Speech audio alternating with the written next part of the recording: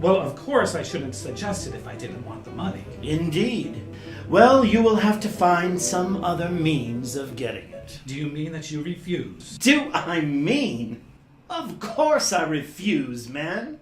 What do you take me for? How dare you make such a proposal to me? Why not? Pho! You would not understand me if I tried to explain. Now, once and for all, I will not lend you a farthing. I should be glad to help your wife, but lending you money is no service to her. Oh, well, if you're in earnest about helping her, I'll tell you what you might do. You might get your patients to buy some of my things, or to give me a few portrait commissions. My patients call me in as a physician, not as a commercial salesman. But you must have a great influence on them. You must know such lots of things about them, private things, that they wouldn't like to have known.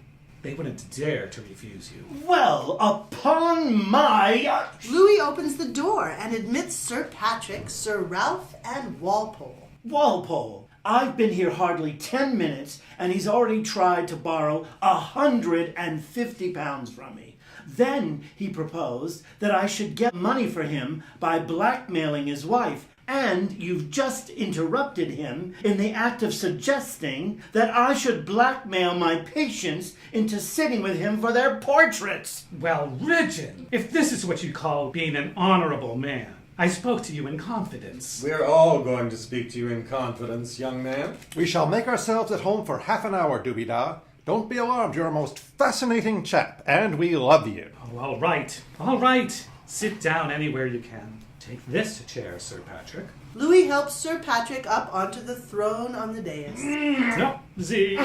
Here you are, Bonington. Sir Ralph glares at the familiarity, but Louis, quite undisturbed, puts a big book and a sofa cushion on the dais on Sir Patrick's right, and Bonington sits down under protest. Let me take your hat. Louis takes Bonington's hat unceremoniously and substitutes it for the cardinal's hat on the head of the mannequin, thereby ingeniously destroying the dignity of the conclave. He then draws the piano stool from the wall and offers it to Walpole. You don't mind this, Walpole, do you?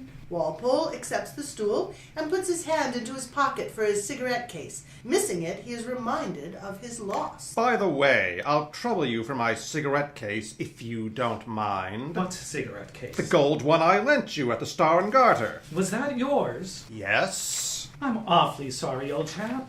I wondered whose that was. I'm sorry to say this is all that's left of it. Louis hitches up his smock, produces a card from his waistcoat pocket, and hands it to Walpole. A pawn ticket? It's quite safe. He can't sell it for a year, you know.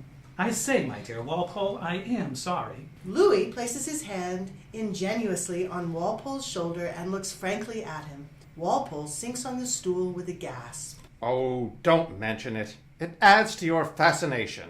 Ridgeon has been standing near the easel. Before we go any further, you have a debt to pay, Mr. Dubedat. I have a precious lot of debts to pay, Ridgeon. I'll fetch you a chair. Louis makes for the inner door. Ridgeon stops him. You shall not leave the room until you pay it. It's a small one, and pay it you must and shall. I don't so much mind your borrowing £10 from one of my guests and £20 from the other. I walked into it, you know. I offered it. They could afford it. But to clean poor Blenkinsop out of his last half-crown was damnable. I intend to give him that half-crown and to be in a position to pledge him my word that you paid it. I'll have that out of you at all events. Quite right, Ridgeon. Quite right. Come, young man, down with the dust. Pay up. You needn't make such a fuss about it. Of course I'll pay it. I had no idea the poor fellow was hard up. I'm as shocked as any of you about it. Here you are. Louis puts his hand into his pocket, finds his pocket empty. Oh, I say. I haven't any money on me just at present. Walpole, would you mind lending me a half-crown just to settle this? Lend you half? Well, if you don't, Blenkinsop won't get it. For I haven't a rap. You may search my pockets if you like. That's conclusive. Walpole produces half a crown. Louis passes it to Ridgeon. There. I'm really glad that's settled. It was the only thing that was on my conscience. Now I hope you're all satisfied. Not quite, Mr. Dubedat. Do you happen to know a young woman named Minnie Tinwell. Minnie! I should think I do. And Minnie knows me too. She's really a nice, good girl, considering her station.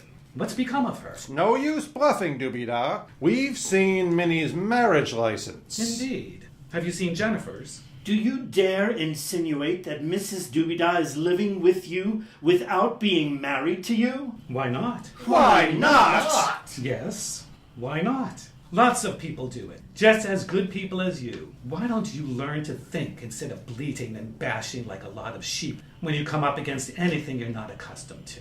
I say, I should like to draw the lot of you now. You do look jolly foolish.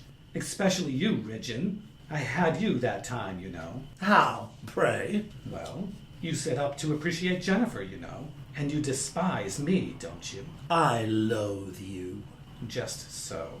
And yet, you believe that Jennifer is a bad lot because you think I told you so. Were you lying? No, but you were smelling out a scandal instead of keeping your mind clean and wholesome.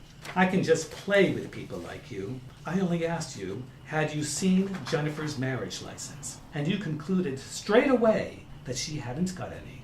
You don't know a lady when you see one. What do you mean by that, may I ask? Now, I'm only an immoral artist. But if you told me that Jennifer wasn't married, I've had the gentlemanly feeling and artistic instinct to say that she carried her marriage certificate in her face and in her character. But you are all moral men, and Jennifer is only an artist's wife, probably a model. And morality consists of suspecting other people of not being legally married. Aren't you ashamed of yourselves? Can one of you look me in the face after it? Very hard to look you in the face, Dubedat. You have such dazzling cheek. What about Minnie Tinwell, eh? Minnie Tinwell is a young woman who has had 3 weeks of glorious happiness in her poor little life, which is more than most girls in her position get. I can tell you. Ask her whether she'd take it back if she could. She's got her name into history, that girl. My little sketches of her will be bought by collectors at Christie's. She'll have a page in my biography. Pretty good, that. For a maid at a seaside hotel, I think. What have you fellows done for her to compare with that? We have entrapped her into a mock marriage and deserted her. You wouldn't have the pluck. But don't fuss yourselves. I didn't desert little Minnie. We spent all our money. All her money. £30. I said all our money. Hers and mine, too. Her £30 in the last 3 days. I had to borrow 4 times as much to spend on her. But I didn't grudge it. And she didn't grudge her few pounds either, the brave little lassie. When we were cleaned out, we'd had enough of it. You can hardly suppose that we were fit company for longer than that. I, an artist, and she, quite out of art and literature and refined living and everything else. There was no desertion, no misunderstanding, no police court or divorce court sensation for you moral chaps to lick your lips over at breakfast. We just said, well, the money's gone. We've had a good time that can never be taken away from us. So kiss, part good friends, and she back to service and I back to my studio and my Jennifer. Both the better and happier for our holiday. Quite a little poem, by George.